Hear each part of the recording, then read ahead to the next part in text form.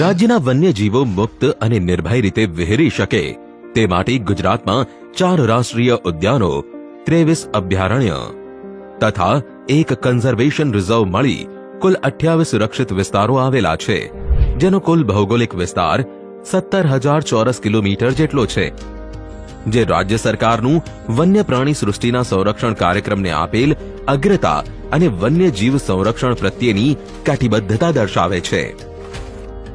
દુર્લભ અને વિલુપ્ત થવાને આરે આવેલી વન્ય પ્રાણીઓ તથા પક્ષીઓની પ્રજાતિઓ, જેની સંખ્યા દિવસે દિવસે વધી રહી છે, જે ગૌરવની વાત છે. કચ્છમાં ફ્લેમિંગો વસાહત ઉપરાંત નળ સરોવર, થોળ અને વઢવાણા જેવી રામસર સાઇટ વેટલેન્ડ ગુજરાતમાં છે. ઘુડખર, સ્લોથ બિયર, કાળિયાર અને સમગ્ર વિશ્વમાં માત્ર ગુજરાતમાં મળતા એશિયાઈ સિંહ ગુજરાતનું ગૌરવ વધારે છે. રાજ્યમાં વન્ય પ્રાણી સંરક્ષણની સફળ ગાથાઓ. એશિયાઈ સિંહ સંરક્ષણ. એશિયાઈ સિંહની વસ્તી 4 દાયકાઓમાં 2.5 ગણી વધી છે. વર્ષ 1968માં 177 માંથી વર્ષ 2020માં 674.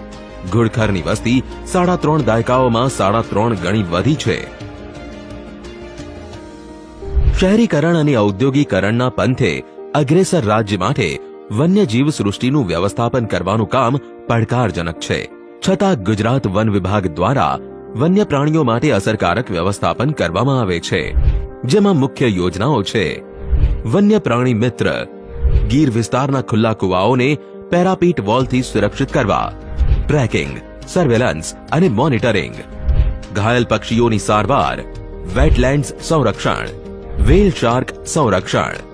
વન વિભાગ દ્વારા દર વર્ષની જેમ આ વર્ષે પણ વન્ય પ્રાણી સપ્તાહની ઉજવણી 2 ઓક્ટોબરથી 8 ઓક્ટોબર દરમિયાન રાજ્યના તમામ જિલ્લાઓ તાલુકાઓમાં ઉત્સાહ અને ઉમંગપૂર્વક ઉજવણી કરવામાં આવેલ છે.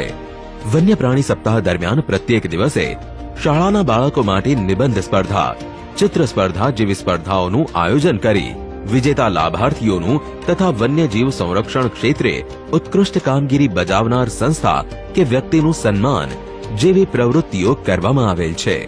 આ વર્ષે દરેક જિલ્લામાં દરરોજ ઓછામાં ઓછા 1 કાર્યક્રમનું આયોજન રાખવામાં આવેલ. શાળાના બાળકો ઉપરાંત માનનીય સંસદ સભ્યશ્રીઓ, માનનીય ધારાસભ્યશ્રીઓ અને અન્ય ચૂંટાયેલા પ્રતિનિધિઓ વન્યજીવ પ્રેમીઓને વન્યજીવ સંરક્ષણની પ્રવૃત્તિમાં સહભાગી થવા વિશેષ પ્રયત્ન